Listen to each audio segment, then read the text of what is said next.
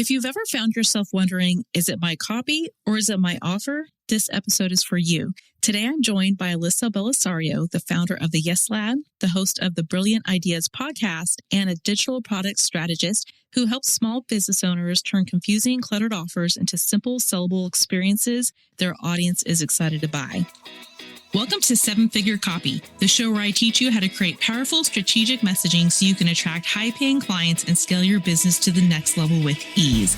I'm Gina Whitehouse, your expert conversion copywriter, and this podcast is for ambitious, value-driven female entrepreneurs like you who are ready to scale from 6 to 7 figures without sacrificing what matters most, your values, your time, and your family. In each episode, we'll dive into the art of crafting persuasive words for high-converting websites and sales pages, and you'll learn strategic copy techniques so you attract premium clients and boost your revenue. This podcast was created to help you tackle the challenges of balancing family life and business growth as you take your business to the next level. If you're ready to add a trusted partner to your team, making sure your message is compelling, consistent, and impactful, then you're in the right place. Before starting the Yes Lab, Alyssa spent a decade teaching buyer psychology and trust-based marketing as a college professor. And now she brings that same lens to helping coaches, creatives, and service providers uncover what's really going on in their audience's mind. Today, we're talking about what makes an offer easy to say yes to, the mistakes that keep people stuck in launch mode, and how to simplify your offer without watering it down. All right, let's get into it.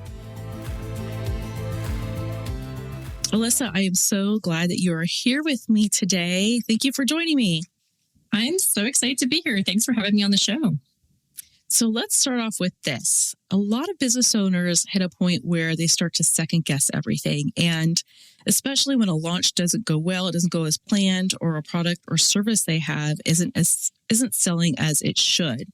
So what I see that happens is that they just start rewriting the sales page, tweaking headlines, or even trying new email funnels. But sometimes the real issue isn't the copy at all.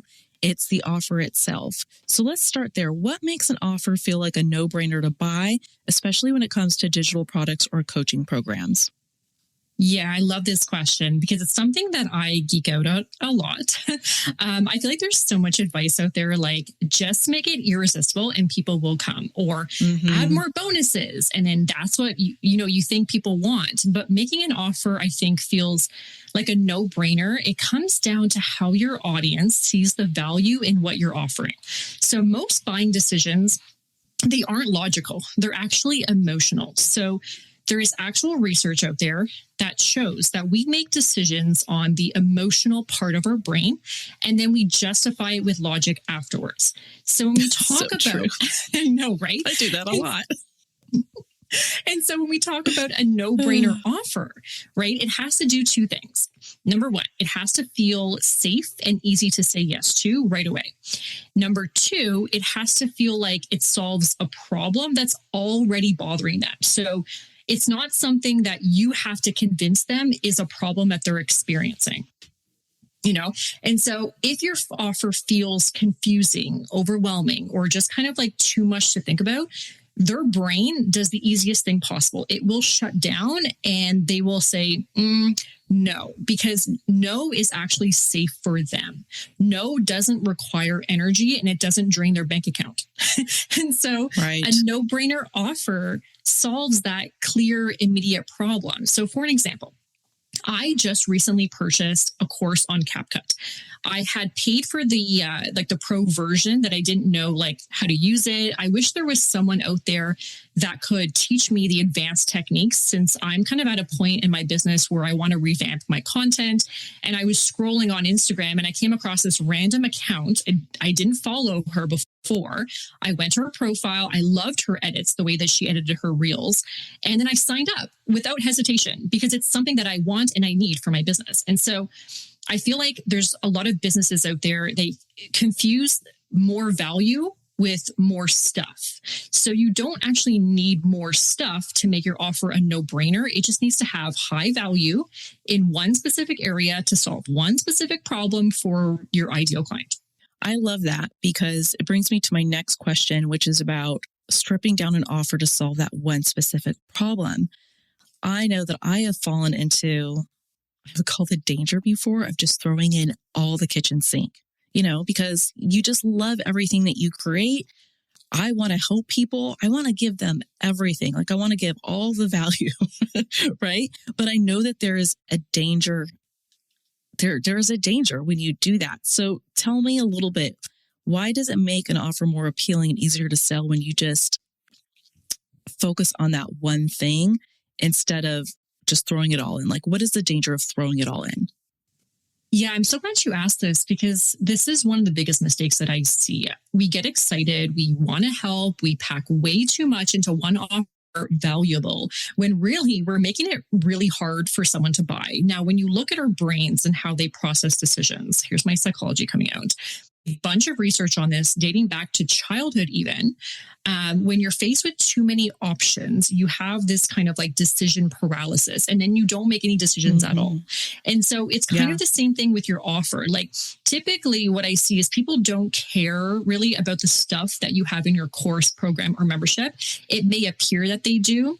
They're looking at what you're promising, what will I get at the end of it, and how will I change afterwards? So when you try to add more things to your offer, you're actually creating something called decision fatigue.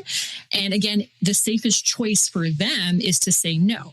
Now, what's interesting here is that our brains are wired to kind of notice things that match exactly what we're looking for.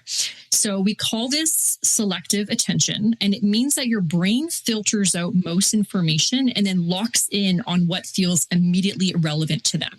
So when you cover everything, their brain just goes like, it's chaotic. They don't know what to focus on first because there's so much packed into this.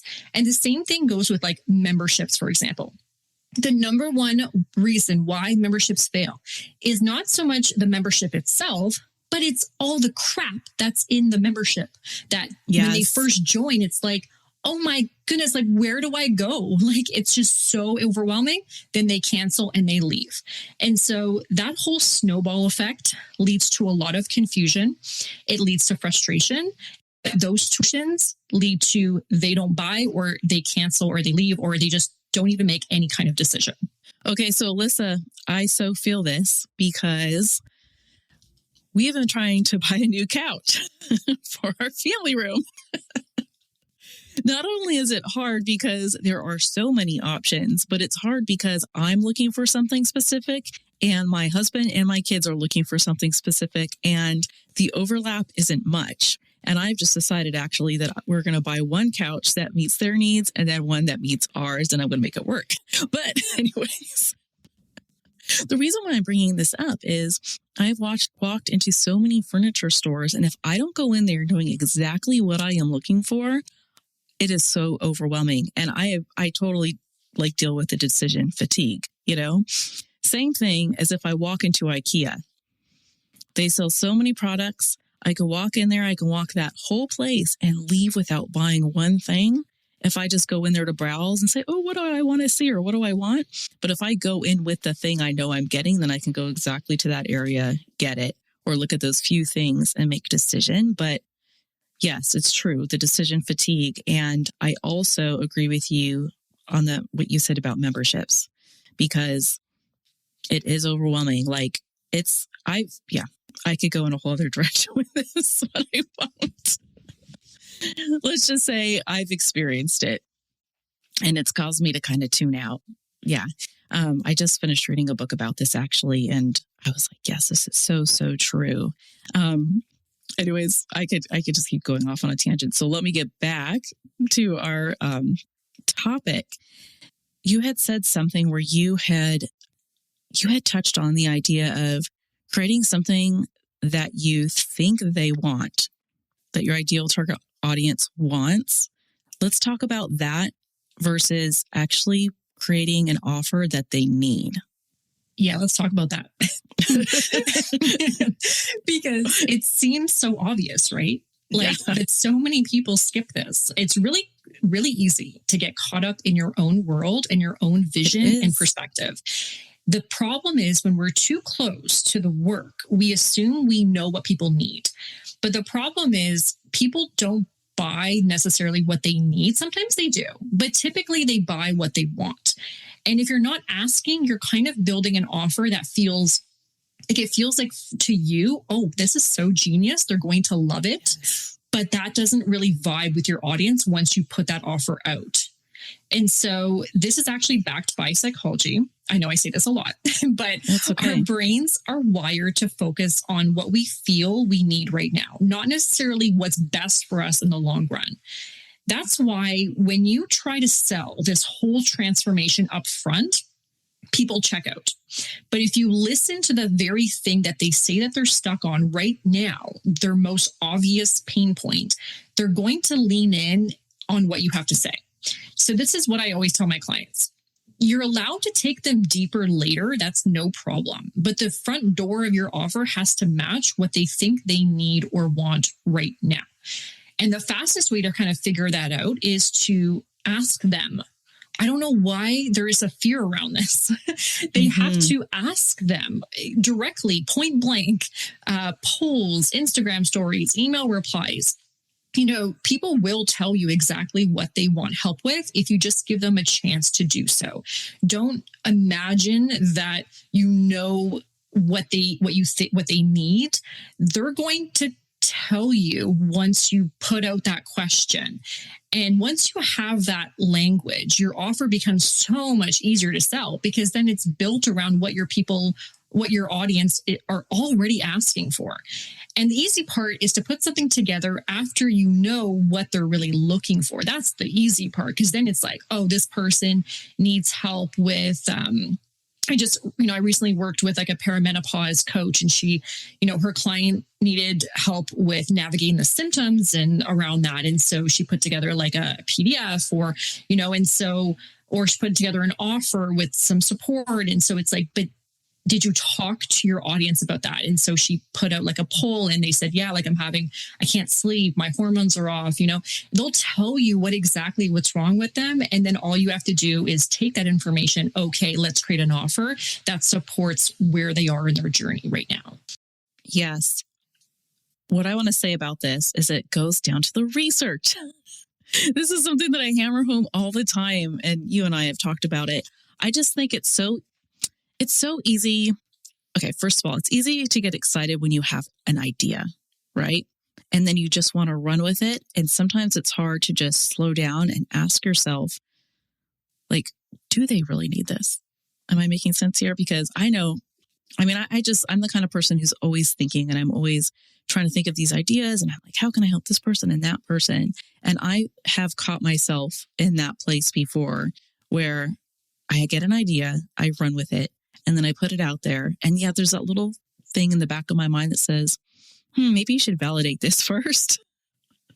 But I put so much work into it already where it's almost hard to step away from it and to go back knowing that I might have to redo it. So I'm just kind of right now, just kind of thinking maybe other people who are listening right now are thinking that, The other thing that I want to say is, yes, it comes down so much to the research. And I know I'm going to harp on this all season. And I've harped on it like in season 1 too. But that's why it's so important to do the research on your target audience. And if you go back to season 1, I believe it is episode 6 that talks about how to research your target audience so you can write messaging that truly connects. Those of you listening right now, go back to that.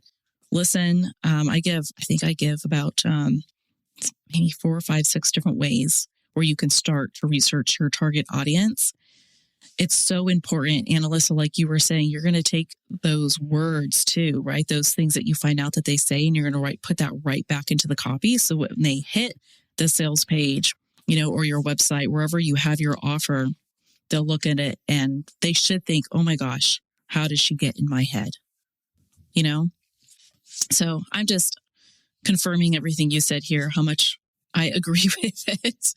But let me ask you, what are some ways that people can go that extra mile to validate their offer just a little bit more before they really get into creating the offer? Do you know what I mean? Yeah, this is a really big one because I do see a lot of people who jump right into writing pages of copy or, they're hiring designers on Fiverr and Upwork.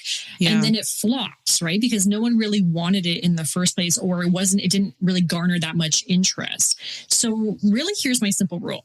Don't write the sales page until you know people actually want what you're selling.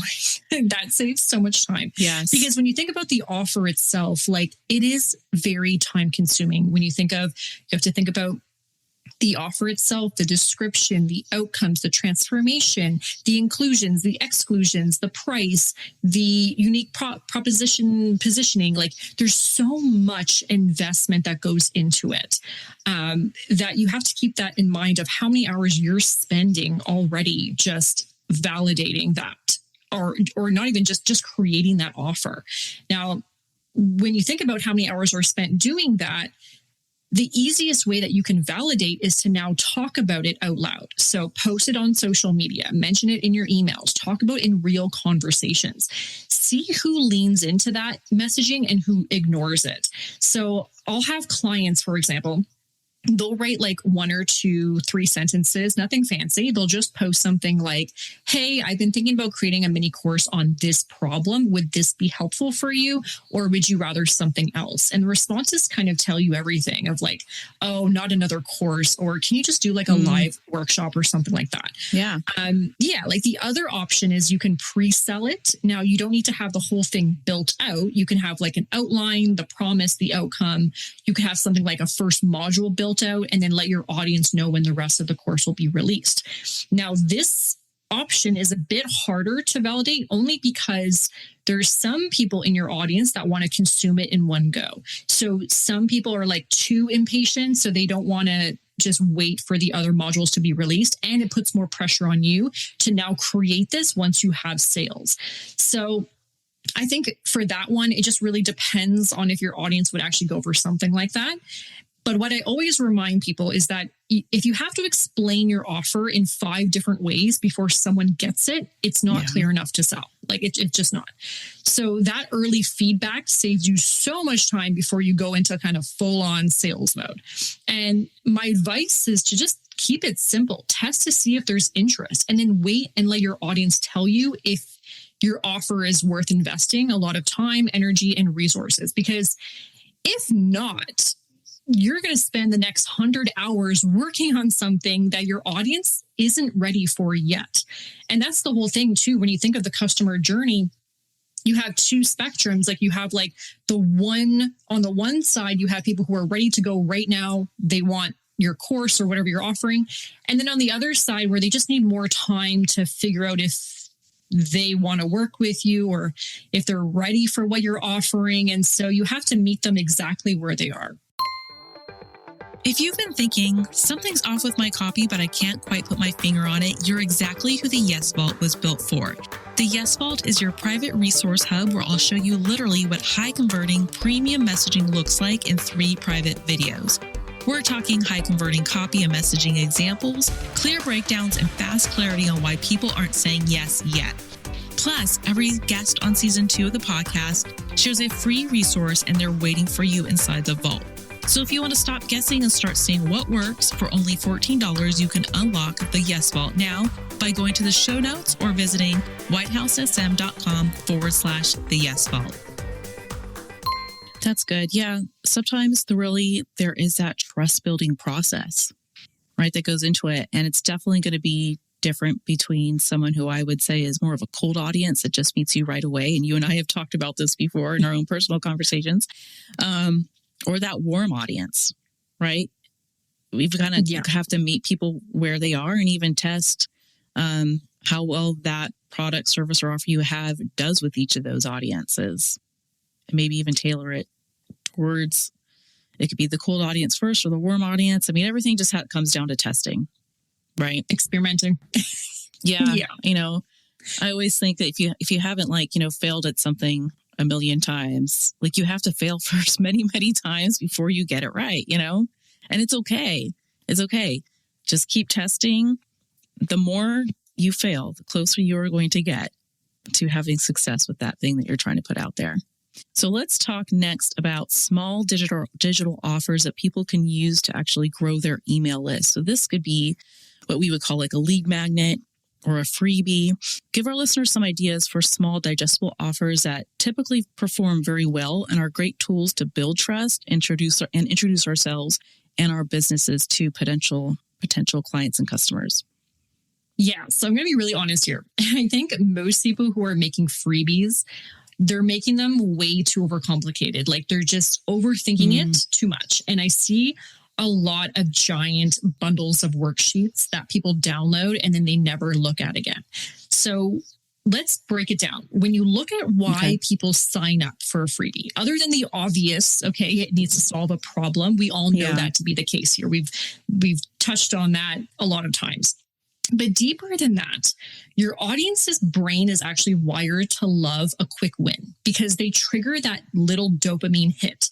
So if you don't know what dopamine is, it is your brain's reward chemicals. So when we complete something fast, like if we check off a list or watching a short video and then we learn something useful, our brain releases that dopamine chemical and it makes us feel good and it makes us feel more accomplished.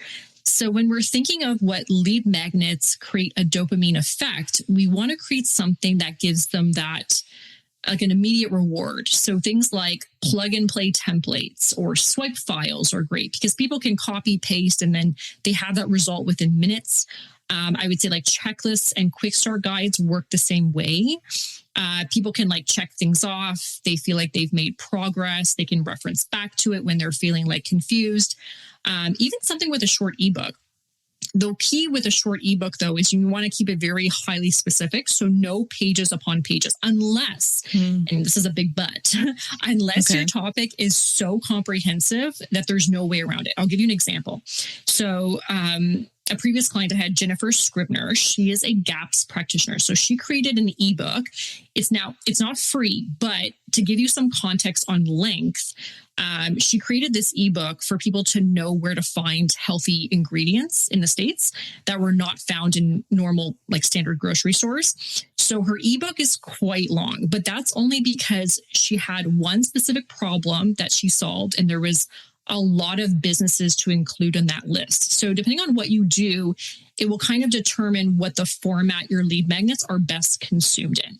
So while there are like a lot of different ways to create your lead magnet, I wouldn't get too hung up about like the format and focus more on like what would get your audience a mini win right now. And it should feel like they should happily pay for it because the value is really that good.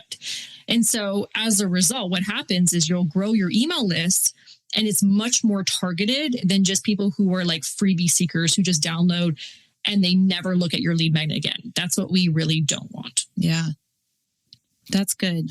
I wholeheartedly agree with everything you said, those quick, actionable wins. And I know even for myself that I tend to be long-winded sometimes when I want to give something to someone. I just am. So I'm always reminding myself, no, just narrow it down to something quick that they can put into action, something that might even just take 10 minutes. And it shouldn't take me days to put it together either. And if it does, then it is way too long. Right. Yeah. Right. Like like I did, this is not a lead magnet, but I did buy like that course on CapCut and it's 10 lessons long. And I was like, this is perfect. It's not overwhelming. It's just, and it's on one subject. It's not like she's teaching me everything to know about CapCut. It's just very targeted. So something like that would be really helpful, but in a mini preview version. Like if you have a course, like a paid course, that's fine. If you want to do a preview of a mini course and sell that for free as like a preview to your course, that would be a really good combination because then you could, in your marketing, sell your course, your full course, but then just like have your mini course as like the preview version. That's a good idea. I like that. So if our listeners are going to remember one thing from our chat today, what do you want that to be? Okay, so if you take nothing else from this conversation, but that would be hard. I'd want it to be this: your offer doesn't need more stuff. It really doesn't. It needs more clarity. And so most of the time, people do not say no just because your offer isn't valuable. I'm sure it is.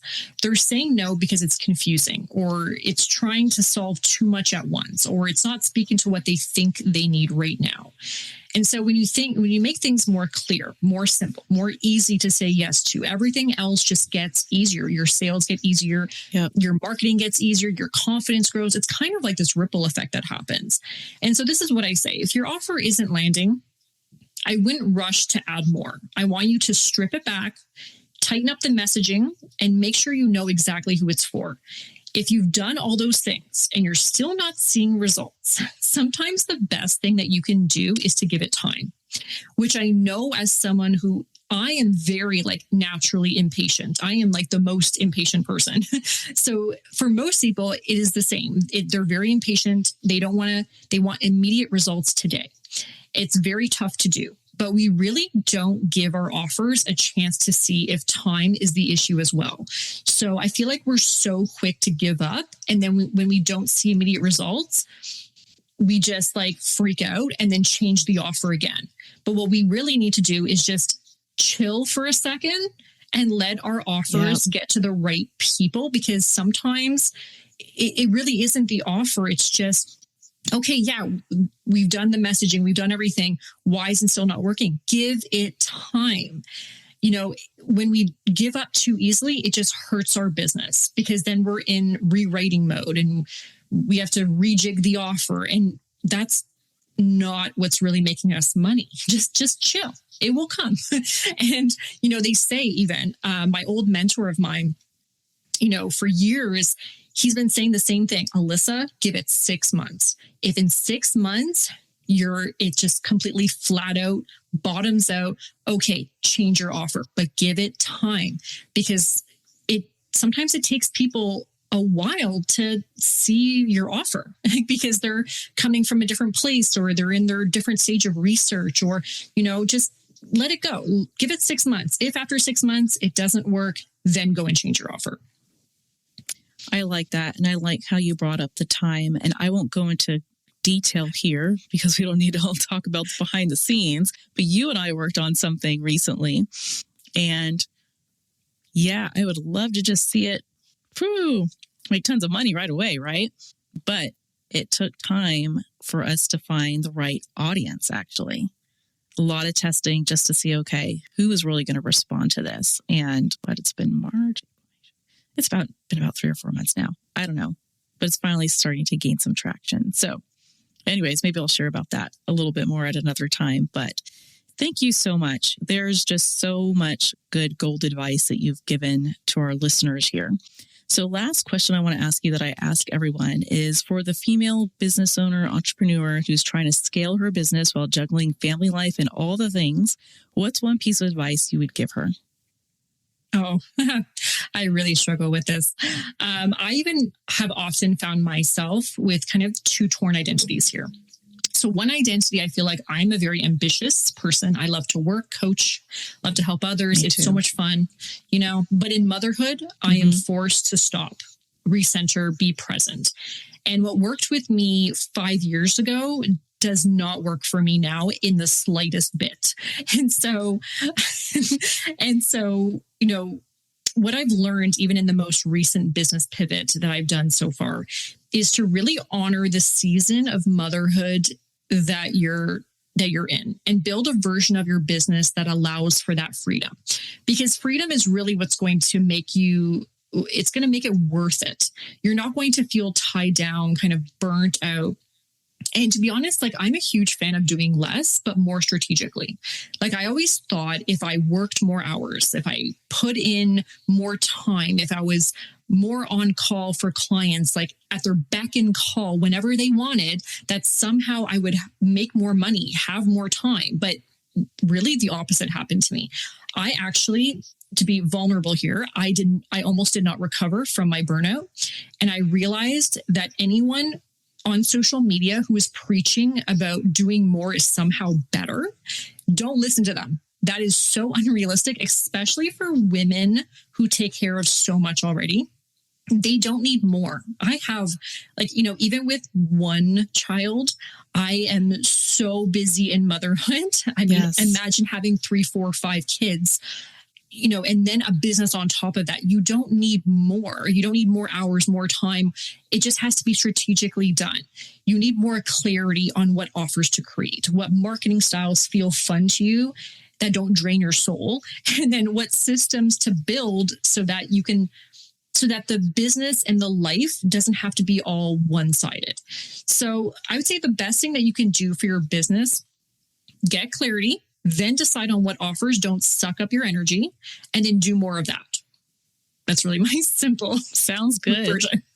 Thank you so much for sharing that with us and being vulnerable. I think we've all been in that place before. And gosh, I think everything from this episode comes down to clarity.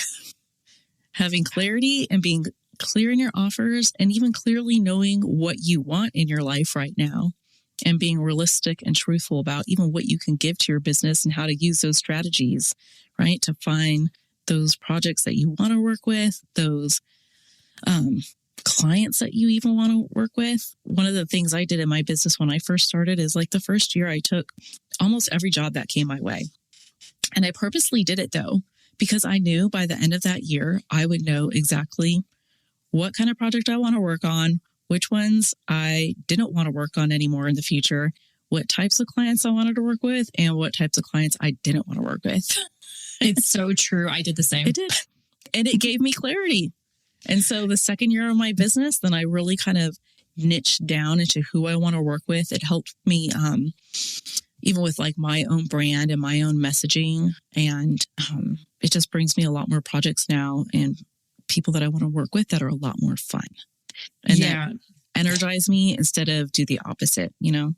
But even 5 years on, in my business, I'm just fine. I feel like you're always experimenting with different clients. Like you're never, if you work with a client, there's always going to be things that you are like, oh, I don't really like too much of this, or I really enjoyed this about this client. I'm going to do more of that. So you're constantly evaluating whether the client that you're currently working with is like your dream client or someone that is like, there were some good parts, but I think I'm going to avoid this part in my offer the next time. So you're kind of always experimenting. Same here. Okay, so before we wrap up, you're going to be sharing a resource with us inside the Yes Vault that's going to be super helpful for anyone listening who wants to strengthen their offer. Can you tell us a little bit about what we're calling the Inside the Mind Ideal Client Clarity Worksheet and how it helps business owners get clearer on what their audience actually wants? Yeah. So most ideal client worksheets, they cover very service level stuff. So they focus on basic things like age, job title, favorite hobbies, which is fine. Okay. But it doesn't actually help you sell or even understand your audience. So this worksheet helps you understand how your audience is thinking, what they're feeling, and then how they're making decisions. So there's this whole section where you're pulling kind of real phrases from actual conversations that you're having with your clients. And then things people kind of like say in the DMs and coaching calls, even from kind of testimonials. And you're using that to analyze the language that they use, the tone, and even the emotion kind of behind that. So the goal here is to help you train your brain to stop guessing and start listening. So when you write your sales page or you pitch your offer or you're speaking in a way that sounds familiar, it feels good to your audience. And so the worksheet really is separated by three important layers here. So we have first, the surface level pain points. So what they Google when they're frustrated. Second, the emotional drivers. So the feelings that they're chasing or avoiding that kind of push them to buy. And then the buying triggers. This is my favorite one. The little subconscious moments when someone clicks and they move from kind of like, I'll think about it, to like, yes, this is exactly what I need. Because when you get that right, your messaging starts to kind of land faster. Your sales page feels more in alignment. And then your offer feels like that no-brainer. Very good. I know that it's going to be so helpful for everybody. So make sure to go to the Yes Vault and download that. Tell us, Alyssa, where can people connect with you and learn more about how you help them shape their offers?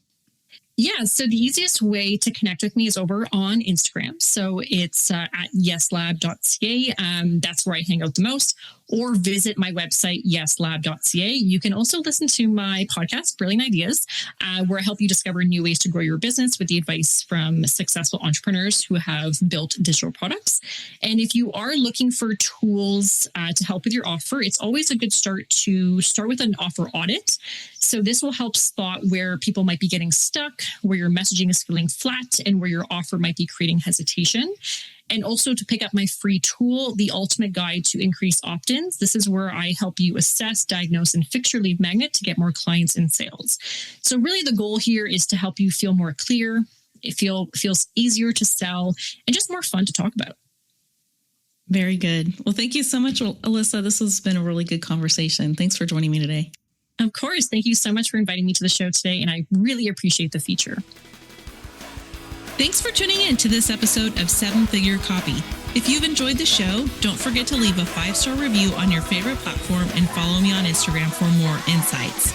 Can you think of one female entrepreneur or small business owner right now who could benefit from listening to this podcast? Please share this episode with them. And if you're ready to hand off the copy for your website, emails, and sales pages, head over to www.whitehousesm.com to book a complimentary copy chat with me. Let's partner together to take your business to the next level.